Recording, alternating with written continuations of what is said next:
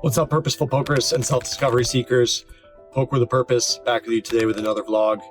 I'm headed to the Wynn right now to host the first ever Poke with a Purpose meetup game.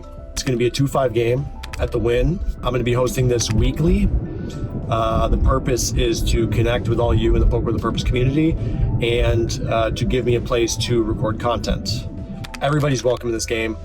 It's not a private game. It's a show up, first come, first serve, put your name on the list, come as you are, be who you are, and come for some fun and lively action and connection.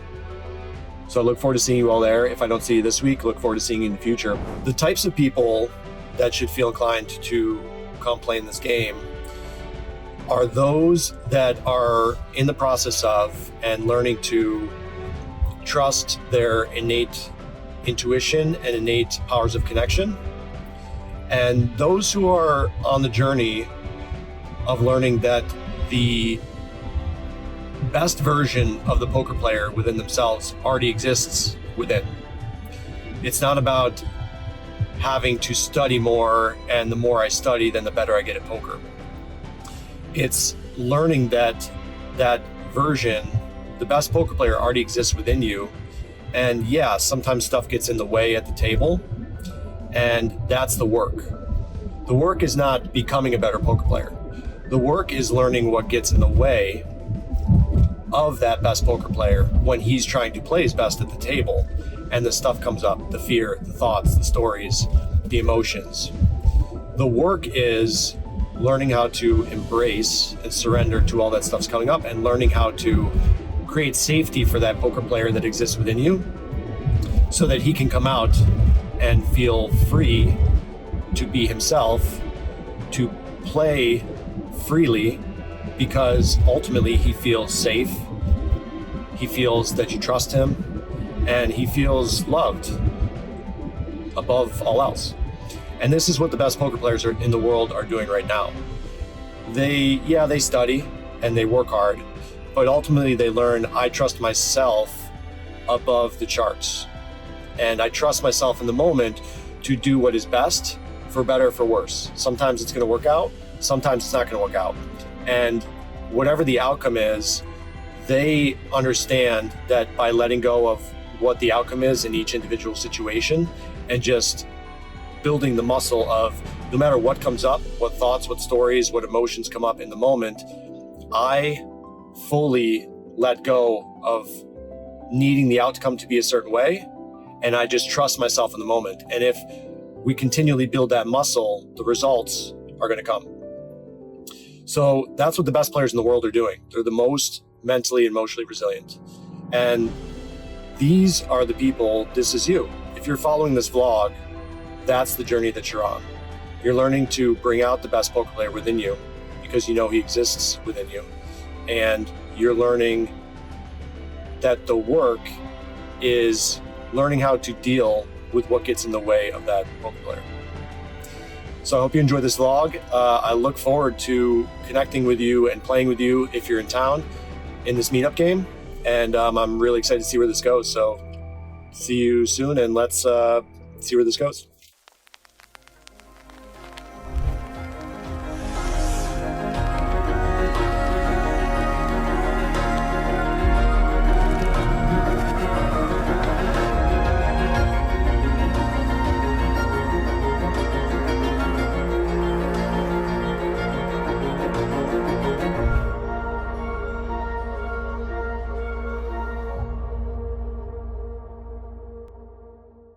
So first, let's connect with a seemingly straight ahead player. His name's JP. He's from North Carolina. Very chill guy who is excited to be on the vlog.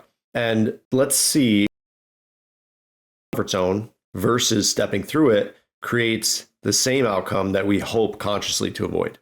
So in this hand, I felt on the flop and the turn that JP was drawing. And then on the river, I ignored it completely because of the excitement. Without acknowledging that excitement, had me create a story of, I got to go for max here and hope that JP has 2 pair. So notice if you do this when you're in a certain situation where the villain is drawing and missing out on the value on the river, or not even giving the chance for the villain to stab or blow up when they clearly have no showdown value. All right, so this next hand with JP is a great example of playing on autopilot and avoiding discomfort, and basically me choosing intentionally to lose a little bit rather than stepping through discomfort and creating my own outcome. So we versus a straddle open 50 with ace-8 of hearts, and I was not expecting this, and JP comes back and 3-bets. It felt kind of like a 4-bet because the pot was bloated with the straddle, but he 3-bets me to 130. And I saw that he was jittery, unsettled, appeasing, and that he wasn't comfortable with his hand, and he wasn't in fight mode. There was no intensity to him that told me he would be in fight mode. But because I didn't check in with myself before the hand started and ask, all right, what is my comfort zone right now? Am I ready to risk my stack? Or am I trying to win pots as safe and as comfortable as possible? And without that acknowledgement, what happens here is JP 3-bets, and I wasn't acknowledging my desire to stay in the comfort zone. So when he checks the flop, I immediately go into let's play it safe mode. And we check down, and he wins a small pot with ace jack high.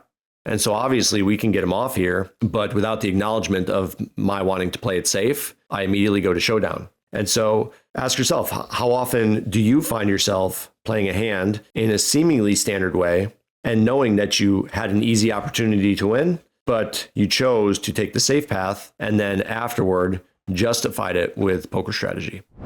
All right, and we've got one more hand here with JP before we move on to our guest of honor, Anton.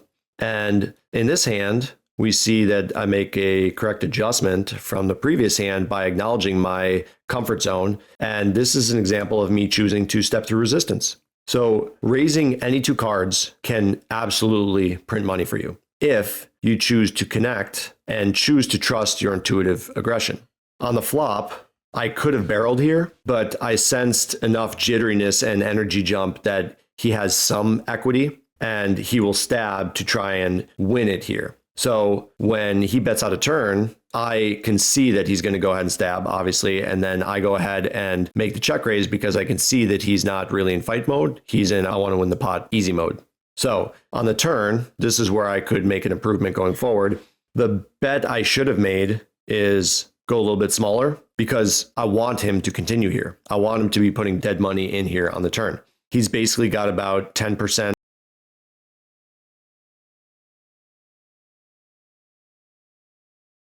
know that in the moment that if he does hit the river and I need to let go of the hand there, or if he missed and it's an easy pot bet for me. So I get to trust my connection and know, did he hit? Did he not hit? And so I get to work on my sizing. And ultimately the reflection here is I did bet bigger because it was easier and safer for me to take it down on the turn rather than going to the river and stepping through an extra layer of discomfort. Meet Anton. He's a faithful follower of Poker with a Purpose and said that he's looking forward to playing in every meetup game we do. I nicknamed him Young Spaniard, and outwardly he has the type of game most would categorize as aggro Euro. Aggro, very capable of multiple barrels at any time, and will put pressure whenever he senses weakness. And now let's go a little bit deeper. The first hand, Anton is against Boston Jimmy, a high stakes reg who agreed to jump in our meetup game for fun. The game is splashy, button clicky, and fun. And there's a sense of, I want to show you what I got to it. So when Jimmy 3-bets Anton and then starts talking to him, Anton deduced that Jimmy is likely weak because 1, the game is encouraging 3 and 4 bets and Anton has been opening a lot. 2, Jimmy plays high stakes, so he expects Jimmy to be very comfortable 3-betting wide here. And then 3, Jimmy became very talkative after the 3-bet. In totality, these are 3 seemingly totally legitimate conclusions. However, they're based on general assumptions that don't have much to do with this present moment other than the fact that it's a splashy game. But it lets you in on Anton's mindset. What does it tell us about the way he perceives the game and the players? Anton playfully shows Jimmy a king before Jimmy makes a decision, very much wanting to represent a monster like kings or ace king. The Spaniard really wants to take control of the table and to show others that he's very capable and has a far wider comfort zone than the other players. And this is letting us know, you the viewer, what he wants us to believe about himself, rather than who he really is. How often have you thought that the player in your game is wildly aggressive just because you see him play a ton of hands or raise and re-raise a bunch pre, or do some other quirky behavior like show his card in a bloated pot? Remember, there is a huge difference between genuine aggression and wanting to be seen as wildly aggressive. What ways do you tend to generalize your opponent's tendencies that often ends up costing you in a big pot? Leave it in the comments. I'd love to hear all about it. So in this next hand, Anton raise calls a 3-bet in a straddle blind raise pot where Anton is the big blind and the under the gun player did a blind 20. And he calls this with Jack 9 out of position in the big blind. So he flops top 2 here and then gets a very ugly run out with a ace on the turn and a king on the river and the front door flush draw coming in as well. So here, once Spaniard got raised on the river, he's really beating absolutely nothing with Jack 9 2 pair here. And the chances that the other player is bluffing were slim to none. Spaniard's opponent was very straight ahead, and this is such an unlikely bluff spot based on the action, the board, and the fact that everyone at the table knew that Anton was very capable. So they were naturally going to play him directly for value. So this shows us that the Spaniard is an unwilling folder when the sizing is small enough for him to stay in his comfort zone. He will create a story to justify staying in that comfort zone, whether it's by making a call because he's getting the right price, even if he's surely beat, or by assigning a big hand to someone just based on sizings when he doesn't expect it. What's your comfort zone at the table? Where is the edge of your comfort zone? Leave the answer in the comments. And this hand is a fun dive into the mind of Anton, and we're going to let him explain it. You have bad hand, I show you one. You have a bad hand, I show you. If I have a bad hand, you show me one? I have a bad hand. Okay, hold on. So, Continue with my plan. I have to call that hand because I check, and I leave you all your range that you call pre-flop inside. But I have a bad read, but I have the feeling that he's strong when the 6, like, I don't know, change something in the atmosphere that I read. I feel. And that's why I fall. But my plan is to check back and call. But in the 6, I don't know, it's like, it's a scary card because you can have any 6x checking 2 times. And that's why I supposed to call, but sometimes I fall too because my intuition. I follow to my intuition or more than the theory sometimes. So the fascinating part about this hand is that Anton said that his plan was to check down and call every river. But as soon as I bet 1.5x pot, that triggered a thought in his mind that I would likely bet much smaller here as a bluff. And he assigned the 6, which would be bottom boat in this case, as the very likely hand that I have. So how often have you changed your mind, even if you had a strong tuition otherwise, just based on the size of a bet, because the bet size took you out of your own comfort zone? All right, we've got one final hand with Anton here, and this is a hand where I chose to take any 2 cards and make a squeeze play because I saw that Anton was jittery and unsettled. I saw that he didn't really have anything big, and then the other 2 players that called were completely flat and not ready to fight for the pot. So I chose to make a squeeze play here, but without me choosing to create awareness and accountability to step through what I was avoiding, which is playing a big pot and being wrong. My unconscious translated the purpose to, I'm going to try to win as long as I don't cross my pain threshold. And a quick tip for you guys, if you're ever using the word try at the poker table or in life, you're sending the message that avoiding pain or discomfort is most important, which inevitably means whatever you are trying to do, you will almost certainly fail. So in this hand, by avoiding responsibility for what I was feeling, I chose to stay in my comfort zone, which in turn kept Anton in his comfort zone, where I created the outcome or the poker result that I was externally avoiding, which is I don't really want to step through resistance and make big bets that are actually going to work. I want to play it safe. And so what I do, create maximum dead money for Anton, and he wins the pot. And so oftentimes we think our actions are isolated to us alone. However, that couldn't be further from the truth. So let's hear from Anton himself how me staying in my comfort zone, which is a tiny C bet and a half pot bet on the turn, directly influenced how he perceived me in a certain way, and how different the outcome would almost certainly be if I chose to step through my discomfort and fire big on the flop and be ready to triple if necessary. Is there any sizings with this effective stacks that would have made you likelier consider folding or not? Yeah. The sizing that he make in the flop, it's very polar. Like in an X10X, when he do very small, I think that he's trying to me to call light and later to continue barreling. When he do 75 in the flop, very small, I think that he want to me to call with pocket six, pocket sevens, because I have to defend that type of pocket pairs if he do very small. Would it change anything for you if, let's say, he bet close to pot on the flop and then, like, let's say 2/3 pot and turn and then jam river?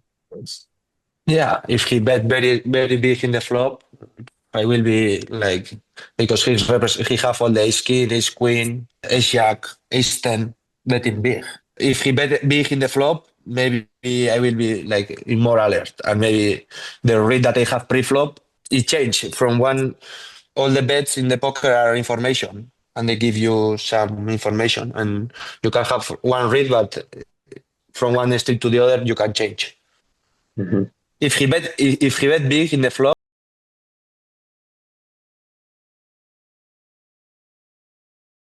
Session for me was truly realizing how much me choosing to stay in my self-created comfort zone gets mirrored back to me by outside reality, aka Anton. So when he explained to me that he was planning to call down no matter what once I made a tiny C bet, because he associated that with weakness, not because it is or it isn't weakness, but because that's his belief. So when I choose to stay in my comfort zone, I actually kept him in his comfort zone by confirming his belief, aka small C bet, mostly weak, big C bet, super strong. The clues were there the entire session, and I knew that with him. I was in charge of pushing him out of his comfort zone.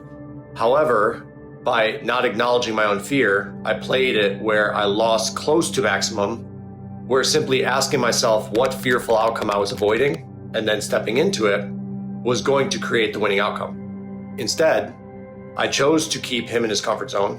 I chose to ignore his profile and what the moment was asking for, and instead created the result I was avoiding, or the conscious part of me was avoiding. Because without setting an intention for the hand, ultimately all I was trying to do is trying to win the pot, which means my intention was to keep safe, even if it means guaranteed loss.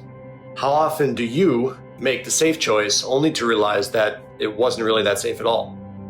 How long have you been playing it safe in life and at the poker table?